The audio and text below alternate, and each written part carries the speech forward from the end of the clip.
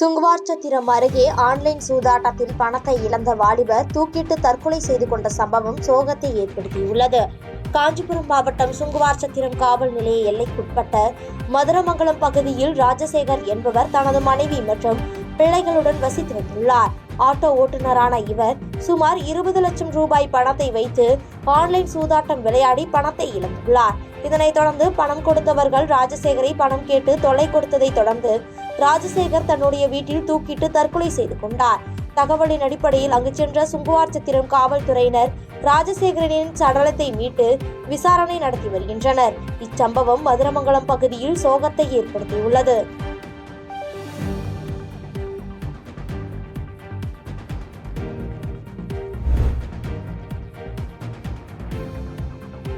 பாலக்காடு அருகே தனியார் கல்லூரியில் மாணவர் அடித்து துன்புறுத்தல் செய்யப்பட்ட விவகாரத்தில் 6 மாணவர்களை காவல்துறையினர் கைது செய்துள்ளனர். கோவை பாலக்காடு சாலையில் உள்ள நேரு தனியார் பொறியியல் கல்லூரியில் 1ஆம் ஆண்டு மாணவர்கள் சீனியர் மாணவர் ஒருவரை பணத்தை எடுத்ததாக குற்றம் சாட்டி விடுதியில் வைத்து கொடூரமாக தாக்கியுள்ளனர். இந்த தாக்குதலின் காட்சிகள் சமூக வலைதளங்களில் வெளியாகி பரபரப்பை ஏற்படுத்தியது.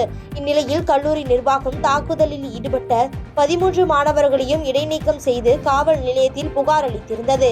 இந்நிலையில் கேஜி சாவடி காவல்துறையினர் 18 வயதான 2 மாணவர்களையும் 17 வயதான 4 மாணவர்களையும் கைது செய்துள்ளனர். இவர்கள் நீதிமன்றத்தில் ஆஜர்படுத்தப்பட்டு சிறுவர் சீர்திருத்த பள்ளிக்கு அனுப்பப்படுவார்கள் என்று தெரிவிக்கப்பட்டுள்ளது.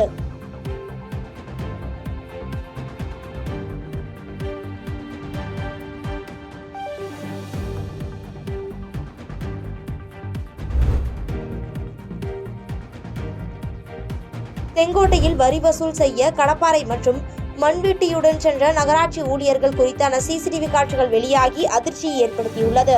தென்காசி மாவட்டம் செங்கோட்டை நகராட்சிக்குட்பட்ட வீரகேரள விநாயகர் கோவில் தெருவில் உள்ள ஒரு வீட்டில் வசித்து வருபவர்கள் நகராட்சிக்கு செலுத்த வேண்டிய வீட்டு வரி செலுத்தவில்லை என கூறப்படுகிறது. இந்த நிலையில் செங்கோட்டை நகராட்சி ஊழியர்கள் கடப்பாரை மற்றும் மண்வெட்டியுடன் சென்று வீட்டு வரி கட்டவில்லை என்றால் வீட்டை இடித்து விடுவதாகவும் குடிநீர் விநியோகத்தை துண்டித்து விடுவதாகவும் கூறி மிரட்டியுள்ளனர். இது குறித்தான சிசிடிவி காட்சிகள் சமூக வலைதளங்களில் வைரலாகி வரும் நிலையில் இது தொடர்பாக நகராட்சி ஊழியர்கள் மீது உரிய நடவடிக்கை எடுக்க சில அமைப்புகளைச் சேர்ந்தவர்கள் மாவட்ட ஆட்சித்தலைவரிடம் கோரிக்கை மனு வழங்கியுள்ளனர். இதேபோன்று கடலூர் மாவட்டத்திலும் நடைபெற்ற 2 ஊழியர்கள் பணியிடை நீக்கம் செய்யப்பட்டுள்ள நிலையில் தற்போது தென்காசியிலும் நடைபெற்றுள்ள இச்சம்பவத்தால் பரபரப்பு ஏற்பட்டுள்ளது.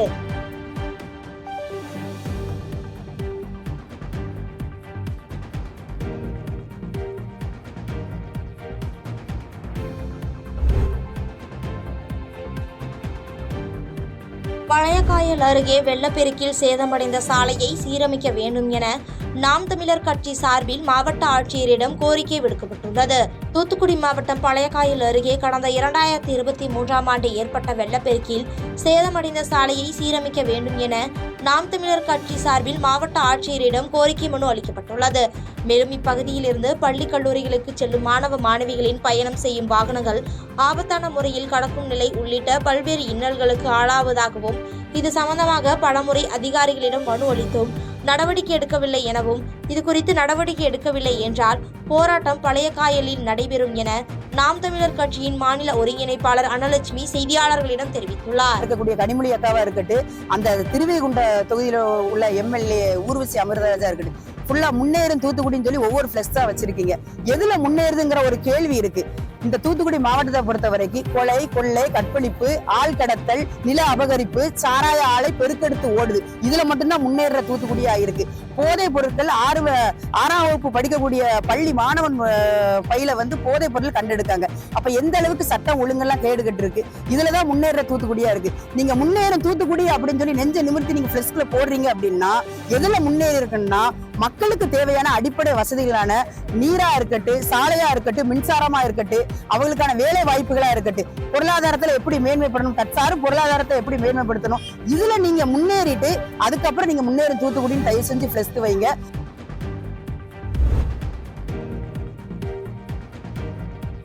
தியாகதுருகம் வனச்சரக அலுவலகத்தில் லஞ்ச ஒழிப்புத்துறை போலீசார் மேற்கொண்ட திடீர் சோதனையில் கணக்கில் வராத 3 லட்சம் ரூபாய் பணத்தை பறிமுதல் செய்துள்ளனர்.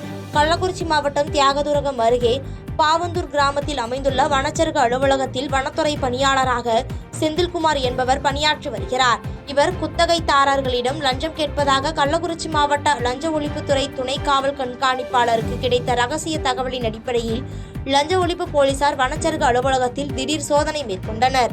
இந்த சோதனையில் வனத்துறை பணியாளர் செந்தில்குமாரின் அறையில் இருந்து கணக்கில் வராத 3,10,000 ரூபாய் பணத்தை பறிமுதல் செய்துள்ளனர். மேலும் அவர் மீது வழக்கு பதிவு செய்து விசாரணை நடத்தி வருகின்றனர். இச்சம்பவம் அப்பகுதியில் பரபரப்பை ஏற்படுத்தியுள்ளது.